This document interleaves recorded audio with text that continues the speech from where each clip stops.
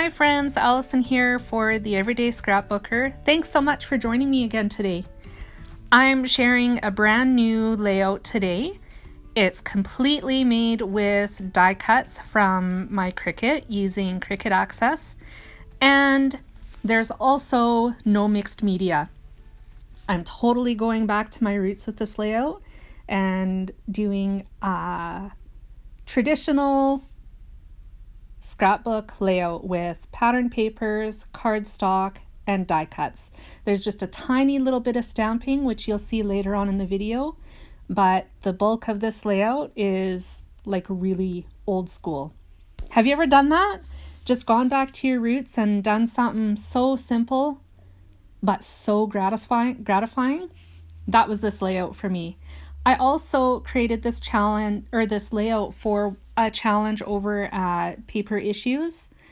I think it was the Scraplift Sunday challenge for last week, this past Sunday. There is another one now for this week. But I was really inspired by the inspiration layout, and I played along with it. I can include the link at the end of the video, so if you wanted to go check it out over at Paper Issues, you'll be able to find it.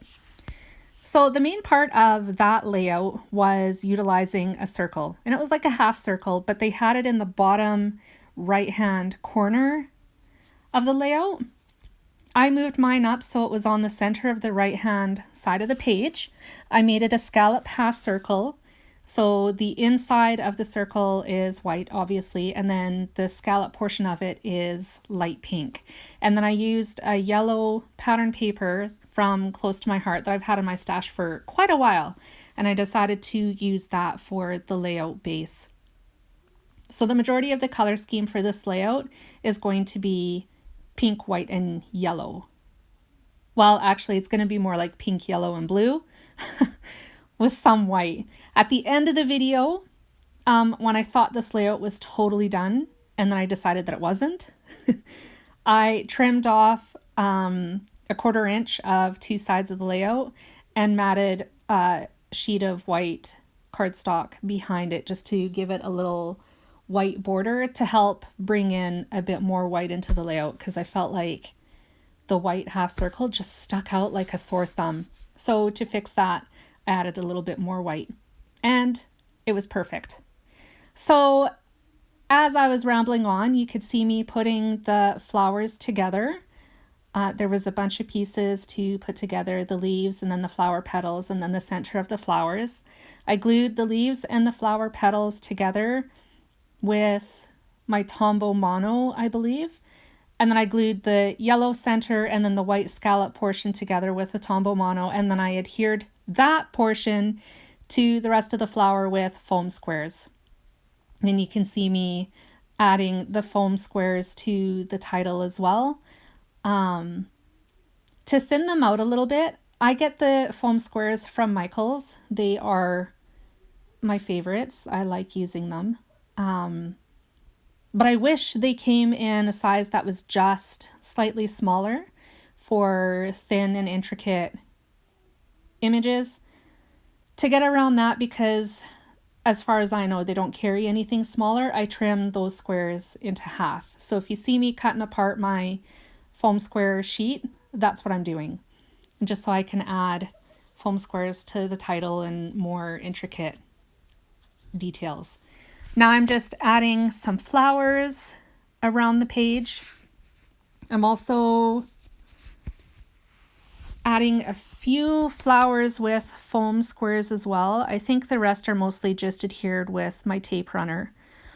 But I'm doing the layout this way so that I can make sure I get the flowers in the right placement so that they layer behind the title.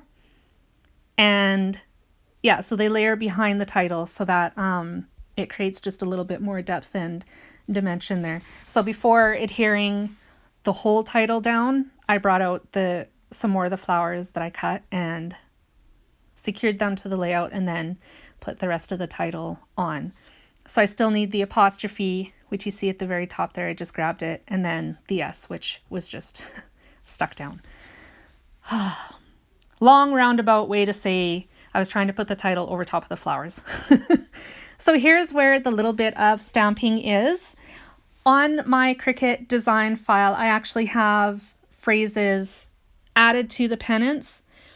I knew that if I tried cutting them, they would be really small and really finicky and probably wouldn't work out. So to get around that, I decided to stamp similar phrases. So I pulled out this Close to My Heart stamp set. I think it's one of the stamps of the month. I don't remember what month it is, but I love all the phrases in it. It's perfect for every occasion, every milestone, every holiday that you could think of. It's on there. So I stamped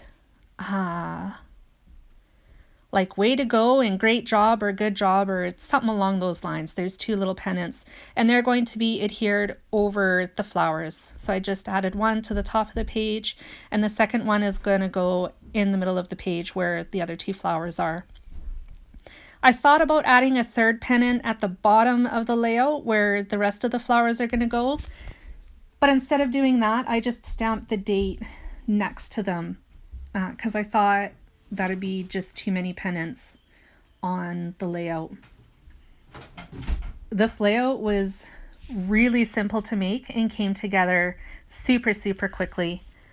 Something that I do in my creative process, especially since I've started using my Cricut so much more now because I purchased Cricut Access, is I spread my scrapbooking out over the day.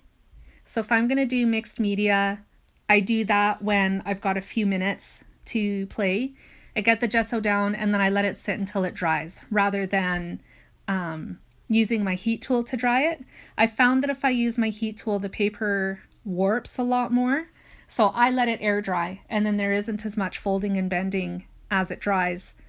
And then once that dries, I go back and do the watercoloring and then let that sit and dry for, a couple hours or a while or however long it takes.